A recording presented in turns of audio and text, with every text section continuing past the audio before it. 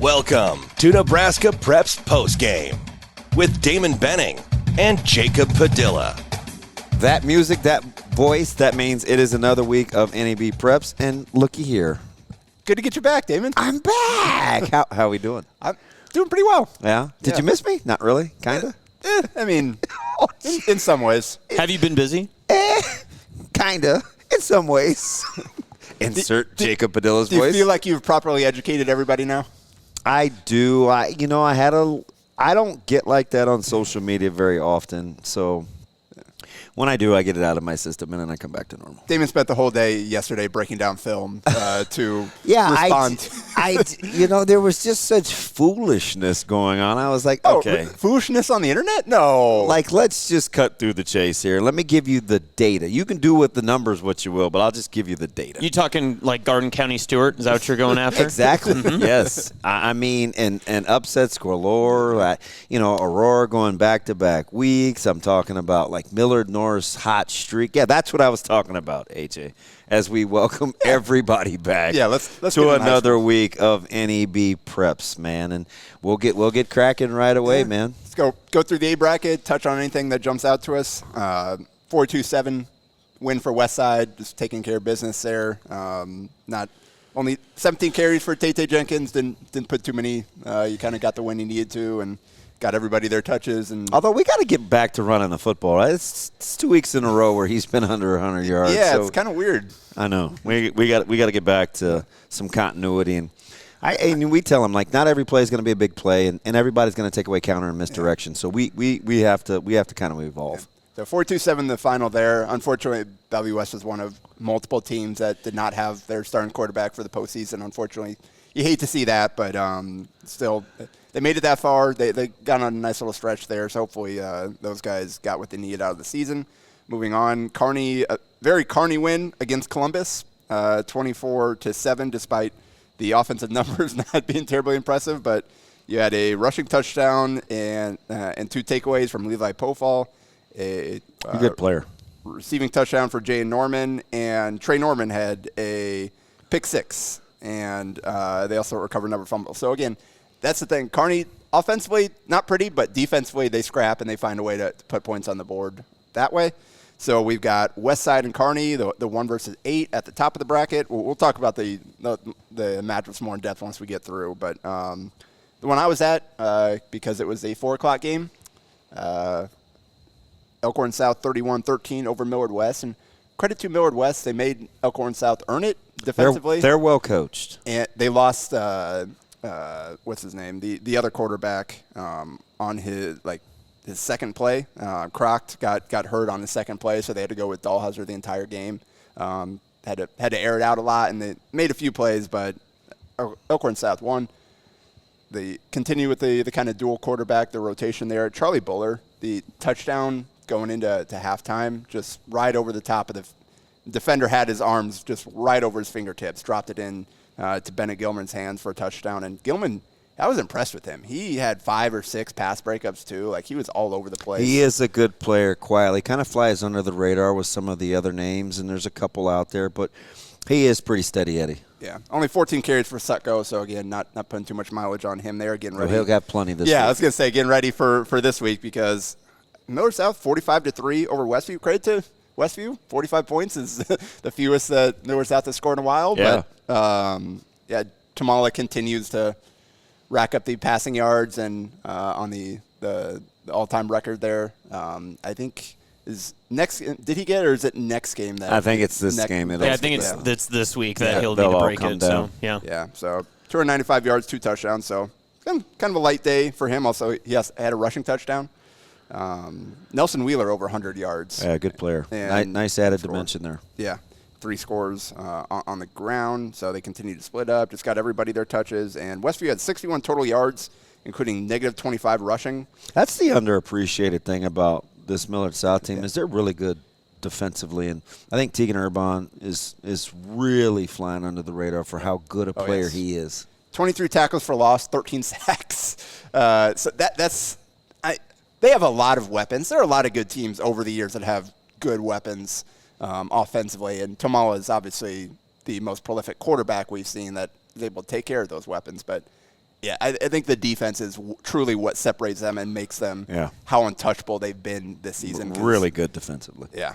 So they will take on Elkhorn South in the next round. Then Papillion South squeaked by 23-22 over North Star. 3 lead changes in the game. North Star scored a touchdown with about 3 minutes left and went for 2 to go for the lead. Didn't get it. They forced a punt that Papillion South down at the 1, and North Star just wasn't able to march the length of the field to go for the score. So ended up turning it over on downs to seal that. So their next round matchup, I think, is the most intriguing to peg after we talk about the little winning streak that the Mustangs are on. Papillion South, they ran the ball pretty well. Logan Arch had a big day, 125 on the ground and a touchdown. Mendoza had 81. Grant Beckenauer had 2 rushing touchdowns. But we shouldn't undersell their ability to overcome the Jones loss either early in the year, because I think that was probably week 4 maybe or 5 that happened. And they've just kind of kept coming. And they got off to a good start, but they hadn't really played anybody too impressive at that point, and you were thinking, okay, well, they were really good because you had that rushing attack. Now it's a complete team effort, and like you said, their ability to fill in with multiple guys, Mendoza, Arch kind of carrying the load there, and then continuing to use Beckenauer in multiple ways has been huge. And Cole Lemp, 11 tackles, a tackle for loss, 2 fumble recoveries, and Brady Alderson had a pick and a fumble recovery as well. So, again, it's a complete team. Yeah. They're get a little help from everybody. Rushing, passing, they can beat you in a lot of different ways, which didn't realize about them early in the season. Really, really good balance. Yeah. And then Millard North, the 30-29 win over Omaha North. Again, special teams. We've talked about it different times this season, just how much of a weapon that is for teams that can really trust their specialists. And here in this game, we saw one where it really, really cost North. And ENC was at quarterback for them in this game. It was 17-6 Millard North at half, and 23-12 midway through the third quarter. North tied it up, but Millard North got a touchdown and made their PAT. North got a touchdown and missed with about 5 minutes left, and then they never got the ball back. You know what's interesting, too, for North is they kind of limped to the finish line with such a different version than how they started the season. Yeah. Health and attrition just caught up with them, and conversely, Millard North tinkered with the lineup, kept kind of inserting different things. They made the change at quarterback, and it's kind of given them a little injection. And now you could make the case that the Mustangs are playing their best ball of the season. Without a doubt. I mean, they were 12 of 17 passing, with Zion Rush having 14 of those passes, 127 yards, but 49 carries for 271 yards and 3 touchdowns on the ground. Trailer led the way, 19 for 109 in the score. Rush had 75. So they Leggett added a scoring rushing touchdown as well, as they continued to do a little bit of 2 quarterback, but they have leaned heavily on to Rush carrying the load recently. They each had 2 turnovers, so that kind of evened out. Evans had an interception there, and but just wanted to special trio for Omaha North. Careers came to an end. Jaron Cannon, 20 carries for 196 yards and a touchdown, so good, plus 6 tackles. Darian Jones, three catches for 45 yards and 2 touchdowns, a forced fumble, 7 tackles, a tackle for loss. And Max Clark, 22 tackles, 8 solo, 4 tackles for loss, and a forced fumble. Like, those 3 did everything they could. They played a ton of football between the 3, and you're right. That's a heck of a trio. Yeah. Unfortunately, their season's over, but Millard North moves on, like you said, salvaging what looked like a doomed season. Really, it's great credit to that coaching staff and those kids continuing just rallying to buy in. And another upset, Lincoln East, 10-7 over Omaha Central, but again, Central, no B.J. Newsom, right? And it's just he's such a good quarterback. And they relied on him so heavily. Yeah. He's a really good decision maker. He was good in crunch time. There was just no panic to him. And tough way for that one to go out. Yeah, and Lincoln East didn't do a whole lot offensively, but they got a 92-yard kickoff return from Landon Lingenfelter, and 1 touchdown in the pass and in the rush game, and was enough for Central. Good football just runs in the Lingenfelter. Just that family. Had a few come through. They've had a few, yeah, right? I mean, just kind of figure it out, that football thing out. Yep. All right, and finally, in the last matchup, we got Prep 31-3 over Lincoln Southeast in the 215. Now, how decisive that one is kind of caught my eye. Yeah, in having coached against Prep, that was fairly impressive. And I know Sim's not healthy, and he's came in with a couple of injuries he was battling with the arm, but it's a very Prep style win. They had two interceptions on defense, and Andrew Walker 212 yards and worse, man. 3 touchdowns. So they just kind of let him run out the clock. That's one of the reasons why I think we brought him up during the finalists for Mr. Football. He's such a good, underappreciated player. I have a ton of respect for Walker. Lammer's only 1 rush, 1 pass attempt before sophomore Ben Leslie took over and ran quarterback the rest of the way. And I think they're going to go with him this week for against Lincoln East. So it'll be a good test for the sophomore. Yep, it did have 1 passing touchdown, didn't rack up many yards, but you don't need to when Walker's doing his thing. So there we have it. In the quarterfinals, we have Westside against Kearney in the 1 versus 8, Millard South against Elkhorn South at 4 versus 5, Papillion-La Vista South versus Millard North is the 3-11, and then finally Prep the 2 versus Lincoln East the 10. So we had 2 double-digit seeds reach it, but obviously we talked about kind of the circumstances of some of those. On paper, the hardest to predict would be Millard North and Papillion South. That's the way they've been playing. Yeah, man, it's going to be a good one. Yep. I'd also say, too, and I know obviously Westside's the 1 seed, but in terms of name game, the 16 seed being Bellevue West and then the 8 seed being Kearney, that's not necessarily – I mean, you take the numbers away, that's some good names moving forward in that bracket. Yeah, a couple of well-run programs, and well, Coach Cool and Coach – they present challenges in their own unique way, and so you're right? The numbers aside, the names – a lot of tradition. And I know you know the history too, but Coach Cool with maybe middle offense for Kearney coming out to Omaha against the number 1 team in the semifinal. We've seen it before. Right? Sounds pretty familiar. He has our full attention. I can guarantee you that. Guys are going to definitely have to focus on the details because, again, we know how Kearney likes to make it ugly, and you guys haven't had to win many ugly ones this year. We got to find a way to get them off schedule offensively so we can get the ball back. Like, we need possessions. Not necessarily getting into the ugliness of it, but you do have the 2 double seeds, whether it's Millard North or Lincoln East. Do you have a favorite of who might have a better path to get forward? I would. The way Papillion South plays will keep that game close. So probably Millard North. I just don't – for Lincoln East, that offense is – they're going to have their hands full. Prep is really good defensively. The back end is good. Yeah. They play a ton of guys up front. It will be hard for East to score, in my opinion. I agree, and it's wild that we're talking about a 5-5 team having a potential path to get through to the semifinal. Everybody liked their talent at the beginning of the season, and maybe they figured it out. Took a little while.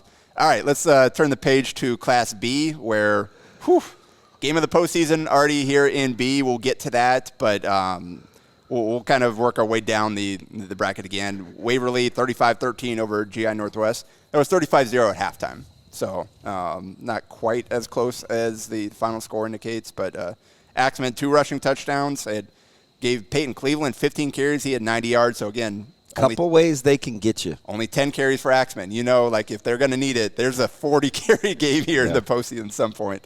And we saw it a couple of weeks ago when they played Norris. I mean, they throw for almost 370 and they run for almost 300, right? So they've diversified that offense quite a bit in Waverly. Yep. 2 touchdowns for Broxton Tapley and Gavin McMillan, Mike Sauer's favorite player. Receiving and rushing touchdowns in this one. So, and obviously he's a good defender as well.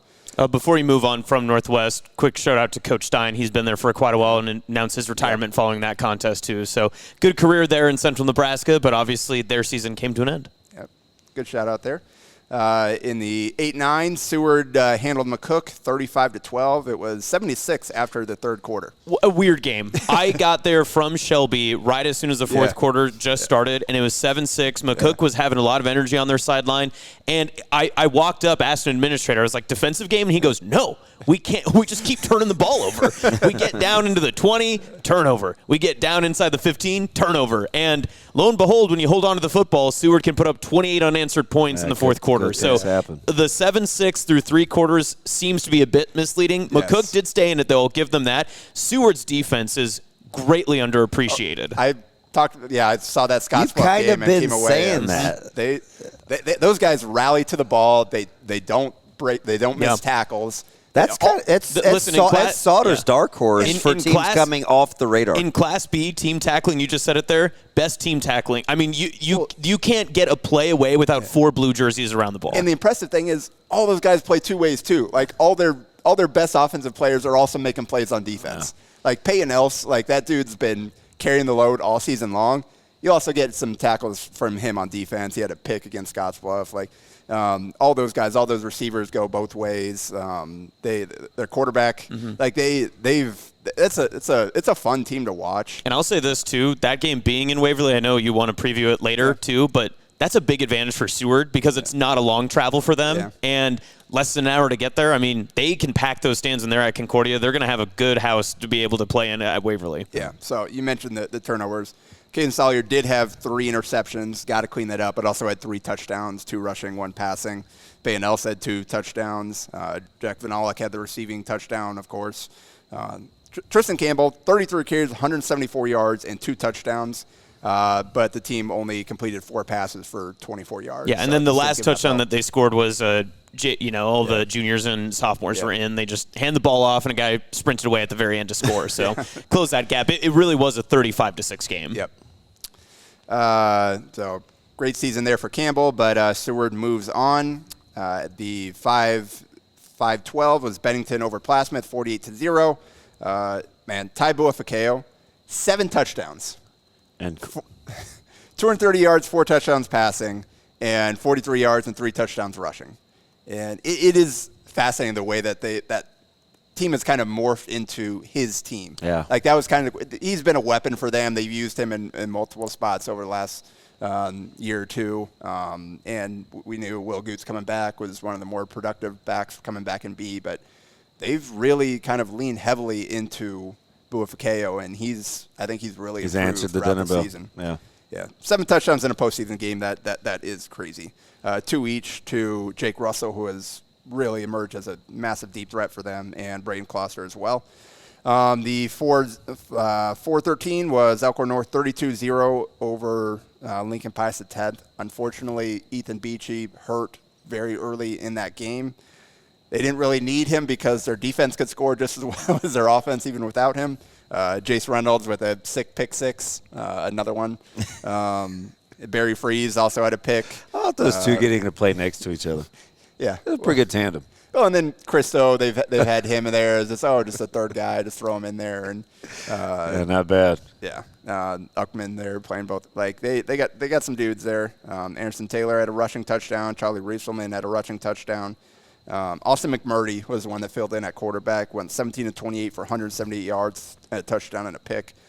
So we'll see moving forward, kind of what that means for the next round.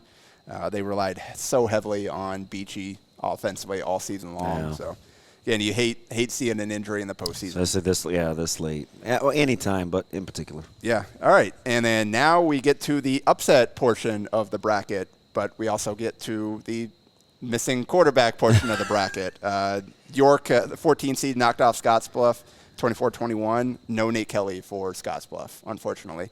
Carver Nemitch filled in 4-6 for 88 yards, 18 carries for 82 yards. Jordan McCarty, 76 yards and a touchdown, but it was 21-7 Scottsbluff after 3. And York outscored them 17-0 to steal that game and move on. So credit to York. They pulled that one off, but again, you hate seeing how many of these games were impacted by injury. Yep. And that's another one added to the list. Okay. And also, I want to add historical context, too. I believe it was 13 years prior, York in the first round had traveled out to Scottsbluff and upset them. I think it was 21-17 that time. So maybe every 13 years, if they just keep traveling out there, that's the matchup that they want. But I don't know. Coach Kern had that tweeted out, so I thought that was very interesting to see. Well, we talked about kind of like the wild card that whichever of these teams ended up on that side of the bracket of these top teams that we considered would have to go out to Scottsbluff. Yep. Well, it turned out to be Norris, and 2, it's not Norris anymore, and the winner does not have to go out to Scottsbluff. So this portion of the bracket went exactly how we thought, right? Well, and also, so to give context on this, again, Big Game Chain was at Shelby Rising City at 5 o'clock, so I get wrapped up with that, and I text Sauter and JP right away, and I'm like, okay, I'm heading back. Where do I need to go? JP, because his great sense of humor comes great across text. He goes, get down to Norris. And I'm like, okay, hour and 20 minutes. I can get down there just in time for the fourth quarter. And then finally, Sauter just goes, no, Seward's closer, go to Seward because it's a 7-6 game. I was like, okay, that's fine either way, whatever. I could have made it for the greatest ending in football history, but that's fine, JP, whatever. Yeah, one of them in high school. For sure it's up there in the playoffs. So I had the YouTube stream up, but I had to flip back over focusing on volleyball, so I didn't quite see what happens. Like, oh, this is interesting going back and forth. I was watching early on, and then I came back and was like, wait, who won? Wait, what happened? So I had to go back and watch. This is what happened. All right, so 46-45 was the final for Gretna, the 11th seed, over Norris, the 6th. There were 5 lead changes early in the game before Norris pulled ahead by 10, and they were up 38-35 when Andon Papik had a sack and forced fumble with a minute 35 remaining. Next play, Marcus Nelson, 29-yard rushing touchdown. All right, so there you are, back to 10-point game with a minute and a half left to go. Oh, this ball game's over. That ball game was not over. So credit to Michael Knutson, put together a 50-yard drive that stalled out in the red zone. They took the field goal because down 10, you got to get somehow. Yeah, you need 10 anyway. Yeah. Or you need 3 at some point. Yeah.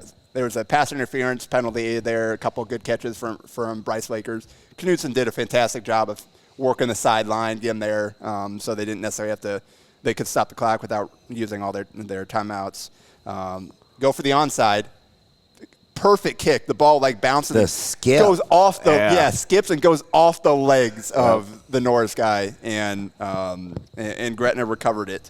And so you go Knutson – rush for 3, tackled. All right, hurry up, got to go. 8-yard pass to Bryce Lakers to get to the 40-yard line, and there's 7.5 seconds left. So they set up their play, roll out to his right, chuck it up, and Henry Hildebrand goes up and pulls it down in the end zone for the 40-yard touchdown. And then immediately got the "Are you kidding me?" But they weren't done yet. No. Because they weren't in the lead. Yeah, no. They still had down one game. You're the underdog on the road. You don't go. You The don't win go it for now the, mentality. Yeah. I loved it. Right.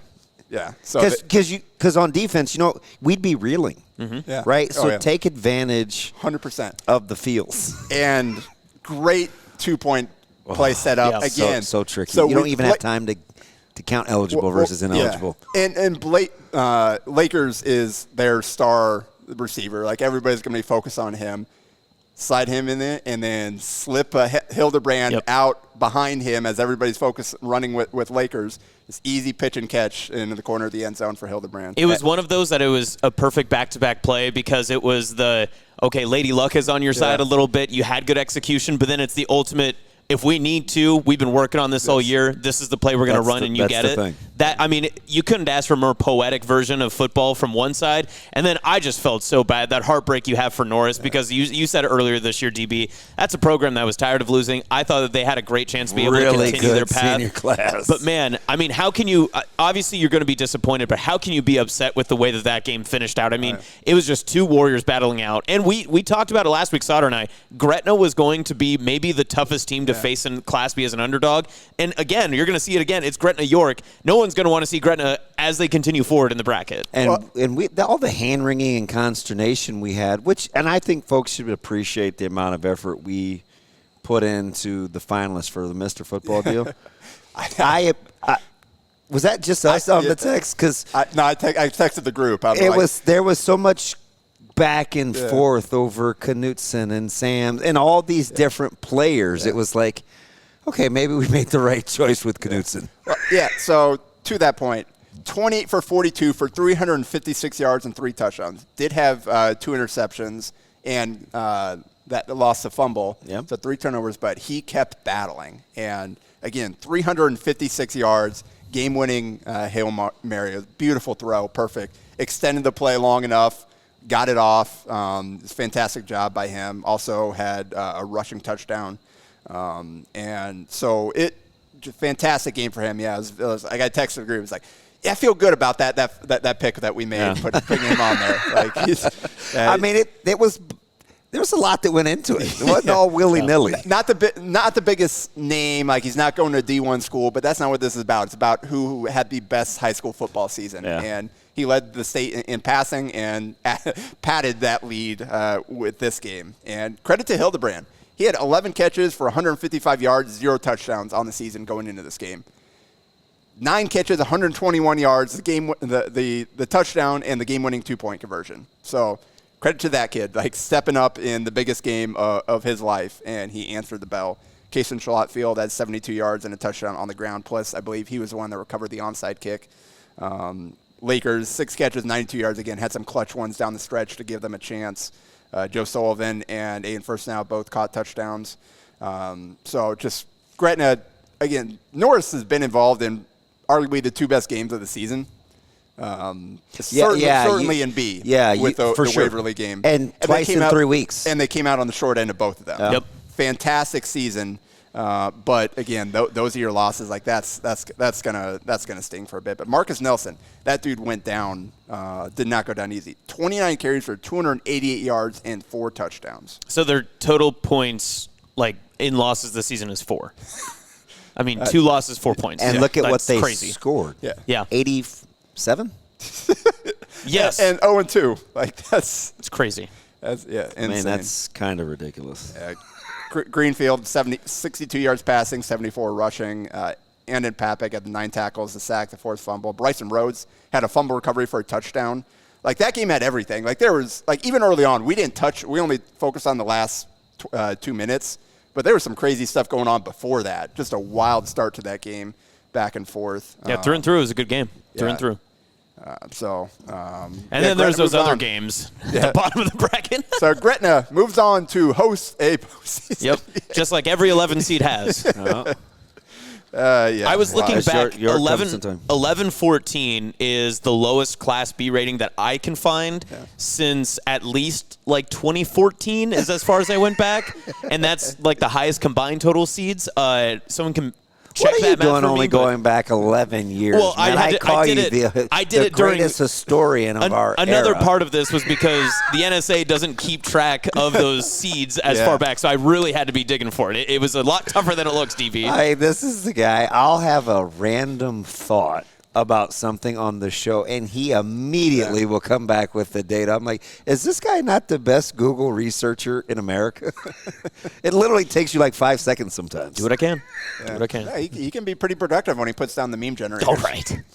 On to Skutt. That was tough. Skutt, 49-7, went over Gering, held Gering to 160 yards with the takeaway. Skutt defense is playing well. And Gretna East, 41-15 over Lincoln Northwest. Kind of workmanlike. Standing Bear. Lincoln Standing, sorry. The other new one. Yes. Where did Northwest come from? Connor Sands, 15 carries, 169 yards, and 2 touchdowns. And Chase Grow, 8 of 11 for 116 yards and a touchdown, and 9 carries for 96 yards and 2 touchdowns. That's the tandem, right? I mean, when it comes down to postseason awards, they have each other to rely on for impact. So we have Waverly Seward, the 1-8, Elkhorn North, Bennington, the 4-5. So chalk up top and very much not chalk on the bottom. 11-14, as AJ said, Gretna and York hosting York, and Gretna East hosting Skutt in the 2-7. So we got a double header out there in Gretna. So what are you looking there in which of those matchups? So I kind of like the bottom half of the bracket as a guy that's got to get ready for state finals. That Skutt Gretna East game should be a doozy, and can Skutt defense continue to build and find a way to neutralize Sam's. Right? Yeah. I mean, Gretna can get you outside the numbers, but it starts and ends with Sam. So watching to see what Skutt can do against him is kind of the key there. Yeah, and then you've got the Elkhorn North Bennington rematch, and Beachy status is kind of the cloud hanging over that. Normally I would say that game because I would say the first 1 to 13 wins that game. A little more pressure now on that Elkhorn North defense, and what I already think is going to be a very low-scoring game. And we'll see. Waverly maybe recently hasn't played at quite the level that they were, where they're just steamrolling everybody early on. We know Seward, how scrappy they are. It'll be interesting to see there if Seward can keep them in check. Yeah, I'll be out there for a big game chain that night. Nice. And Seward was my upset pick last week when we opened up these brackets. But you look at Waverly, they seem like a team on a mission, and they also have ultimate control of most of the games they've played in. And they're the most balanced. Right. Yeah. And the one thing that Seward maybe hasn't done is played in those big matchups where they've been able to control the pace of the game. So if Waverly gets out ahead, your defense can be as good as it can be, but sometimes if you're down 2 scores, you're down 2 scores. So we'll see, and especially if Seward gets any turnovers. If they get turnovers big, if they give away any, that'll probably determine the game. Yeah. All right, let's move on to C1 and get through these a little bit quicker. Not doing shout-outs today because we're talking about all the games, but Kip Brigham, 18 carries for 251 yards and 6 rushing touchdowns, 3 catches for 23 yards and a receiving touchdown, in a 69-14 win for Wahoo over Milford. So looks like they're in good shape there. Good win for Elkhorn Mount Michael. Yes, it was. Yes, it was. Fantastic season for them. And 28-14, Brady Quinlivan was the hero there. Had a receiving touchdown, 44 yards, ran the ball 6 times for 34 yards, and had a 65-yard punt return touchdown. Jed Raymeld also 97 yards on the ground and an 88-yard pick 6.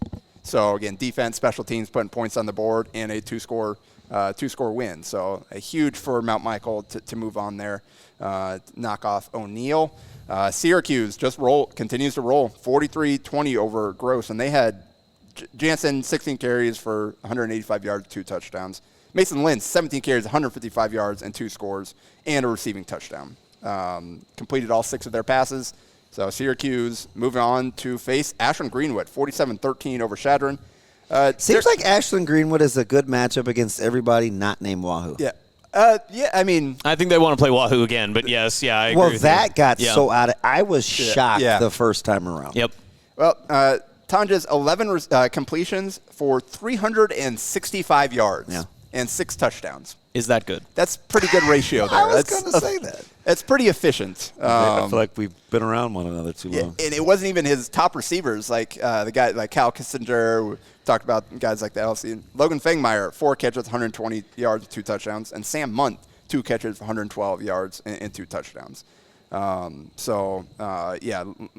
Greenwood continues to roll on, and if they want that rematch with Wahoo, they'll have to get through Syracuse there as a 5 seed. Sydney 21-14 over Pierce. That was squeaked by. A lot of back sweat going on that trip to Shelby. I'll tell you that. Listen to that one on the radio. Did you stop at the gas station? Oh, that doubles as like a grocery store. In Utan or in Shelby? Shelby. Oh no, I did not. I did stop by Rising City. I always go there and stop on my way out to Central City. Oh yeah. It's not a long enough drive, but I just go in there to see what I can buy. Why not? No, this Sydney game was interesting because it was much like I said with the Seward game where they would get down the field and have a turnover. Both these teams did not want to score in any capacity. Sydney would drive down the field, get in the red zone, throw a pick, and then a couple of plays later, Pierce would fumble the ball. So Sydney would then get to the 5-yard line and turn over it on downs. Pierce would go all the way down the field. Sydney would force a fumble. And it being a one-score game was frustrating. Sydney moves on. 308 lives on. I'm glad. I'm happy ball for security it. this week. Yes. Yeah, right. Reese Dorsey, 22 carries, 161 yards, 2 touchdowns, 3 takeaways by the defense. Fort Calhoun, 20-13 over Gothenburg. I actually quietly thought that was a good win. Yeah. Being familiar with Gothenburg, that's a good win. Mm-hmm. Gothenburg was very sneaky under the radar this season. I agree. Yeah. I agree. Upset of C1 for sure in this one. Yeah. So the rematch from last week there, and Aurora gets it done again, doubles up Central City, 42-21. Wyatt Pollitt, 5 of 6 for 142 yards and 3 touchdowns, and 23 carries for 212 yards and a touchdown. Cannon Allen, really good player as well, had a rushing touchdown and a receiving touchdown. Aurora moves on. That's an unfortunate end for Central City's reigning runner-up. I tell you what, and with Zickman getting hurt, kind of the was Keys out again too? Yeah. So I mean, that's right. the neat. I mean, that was it. And they had as good of a quarterback, wide receiver, running back combination combo as anybody in the class, and you had two of those guys unfortunately hurt at the wrong time. I know what you're saying. Obviously, you're missing some of the best players in the class, but Aurora earned the win, and they did it back-to-back weeks. There's the other speculation that kind of goes around with that as well, but I don't want to dive into it. So is it a true story? Did they send newspapers to Central City about the win? Because that's what I heard happen, too, and I don't know. There's a lot of other things, I get it, rivalry. I was not there. I'm not going to say yes or no about anything. You guys can handle it. I just asked the question. But you also want to talk about a matchup that Aurora was preparing for last week comparative to what they have this week. Two very different sides of the football spectrum. Yeah. Columbus Lakeview, 21-14 win over Boys Town to round out the class. That was 14-14 late in the fourth quarter, and Lakeview scored in the final minute to win the game. So that sets up a 1 versus 9 with Mount Michael and Wahoo, 4 versus 5 with Ashland Greenwood hosting Syracuse, 3 Sydney versus 6 Fort Calhoun, and 2 Lakeview versus 10 Aurora. So again, 3 classes, 3 double-digit seeds in the quarterfinals. Mm-hmm. All right, let's go through C2 quickly. Arlington Cedar Catholic 48-0 to open. Ord, kind of a surprising final there, 63-30 over Donovan Trumbull, 9 versus 8 there, because Jordan Williams, 5 passes for 83 yards and a touchdown, 26 carries for 323 yards and 2 touchdowns. Yeah, I believe as a team, Ord almost broke, I think, the first round C2 rushing record as well. They were like a couple of yards away from it. It's they're pretty good when they want to get downhill. And that's the team that we talked about. They were playing well at the right time. They kind of hit their stride right when they need to because they took some lumps early on. Much like and Aurora. they're kind of built for this is kind of what they do, right? Late in the season, it's grimy and gritty, and lo and behold. Yeah. Shout out to my guy, Jack Poppy. 17 catches for 213 yards and a touchdown. Also had a 93-yard kickoff return touchdown and a 67-yard fumble recovery touchdown. Did everything he could. Finished his career with 228 receptions for 78 yards and 39 touchdowns. C2. Top 3 in 11-man all-time, I believe. That's unbelievable number. Yeah. 228 receptions. And that's with his quarterback missing half the season last year, or more than half. Ord moves on, and you got Bergen 61-0 over Wood River. Bergen appears to be on a roll right now. Juggernaut. Yeah, 296 yards, 4 touchdowns, only 4 incompletions for Austin Schuler. Great Island Central Catholic, 49-14 over West Point Beamer. Jack Alberts, 23 carries, 183 yards, and 4 touchdowns. Kearney Catholic doubled up Boone Central, 28-14. And Malcolm, 28-24 over Lincoln Lutheran. Here come the clip joint. 14-0 Malcolm in the second half. Down, rallied to steal that game. They do that. They're very good, especially in the second half of a game. A lot of resolve. I'll say this, too. Across all classes, that quarterfinal matchup, Kearney Catholic Malcolm, I think is the closest on paper. Like between any of the classes, any of the schools, that one is the closest. Axon Jackson here with the pick'em. Bricks and Meyer, 165 yards and 3 touchdowns from scrimmage. And finally, down in the bottom part of the bracket, UTAN 36-8 over Norfolk Catholic to snap their winning streak. Unbelievable. 36-8. It's going to be strange to do a state final without Norfolk Catholic there. Hey, Caleb Fenner, 30 carries for 332 yards and 2 touchdowns, and 2 2-point conversions against that Norfolk Catholic team. Pretty workmanlike. And the one thing that has always impressed me about Norfolk Catholic and what they were bringing back this year, they're tackling. So to carry that thing 30 times and tote the mail like that against a defense that gets after you like that, that's pretty impressive. Yep. And finally, Bishop Newman, 34-8 over Arlington there. So we have the 1 versus 9, the 4 versus 5, the 3 versus 6, and look at this, 2 versus 10 with the UTAN getting that win. Like, double-digit seed again in the top 4 classes. So, what do you like in this quarterfinal round? So I want to see Malcolm. Right. So same pick as Ada. I just they're gritty. It's tough. I think that's the one that I'm looking at on paper is kind of the coin flip game. Yeah, or only 3-loss team in the quarterfinals. The Shants. Cedar Catholic, they got to show up ready to play against that one.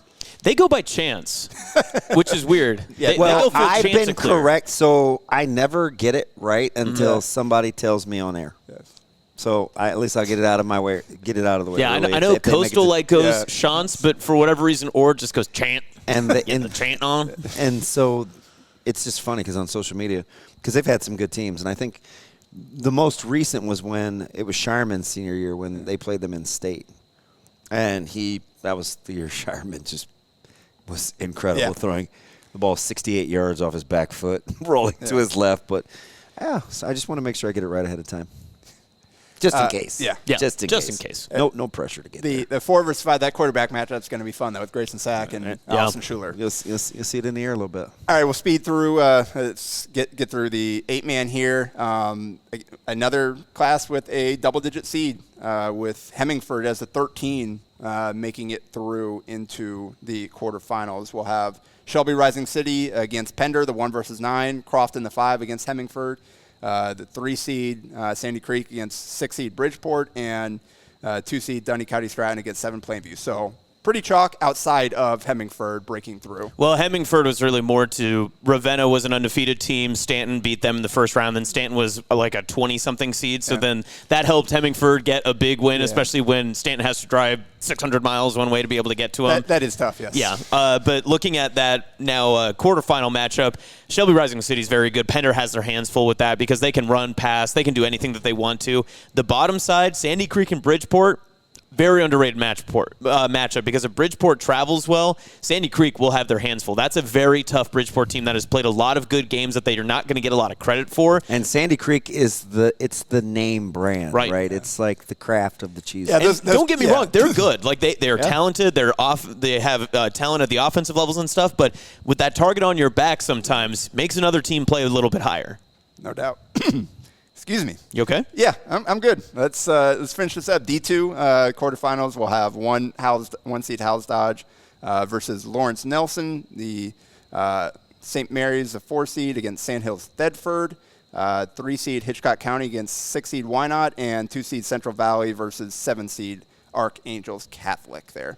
So again, another pretty chalk heavy, but again, we've got double-digit seeds. So. Yeah.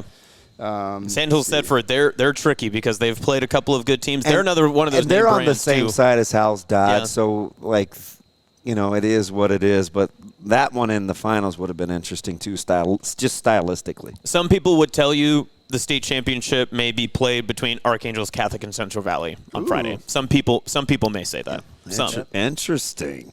We do have a little nugget. Yeah, we still have 4 undefeated teams left, 4 10-0 teams here in the quarterfinals. All the top 4 seeds there, and then so finally 6-man Garden County 1 versus 8 Silver Lake, 4 Stewart versus 5 Layton, 3 Southwest against 6 SEM, and 2 Red Cloud versus 10 Wallace. So. Double-digit seed in every class has made it through to the quarterfinals. That's right. And Hampton, they were kind of my story to watch. They fell in the upset to Wallace, but team to watch in this one, and again, I've said it a couple weeks in a row, it's Houston Builder with Southwest. Yeah. And they're a team that if they get to Kearney, if they're likely going to play Garden County, that's going to be a lot of points. It's going to be a lot of fun. There's no way. You're not getting this anywhere else. That's why AJ's here. You're just not. Like, even I'm a nerd. Well, you haven't been to Bartley in a couple of years, probably, so that's probably what it is. Fantastic. I don't like to give you compliments, but, man, I got to give the guys due. Jiminy Christmas. Anyway, you're not going to get it anywhere else. Another fantastic week. Jacob will strong-arm me because I love doing it. We'll be back next week. It is another edition of NEB Preps. Don't you dare miss us.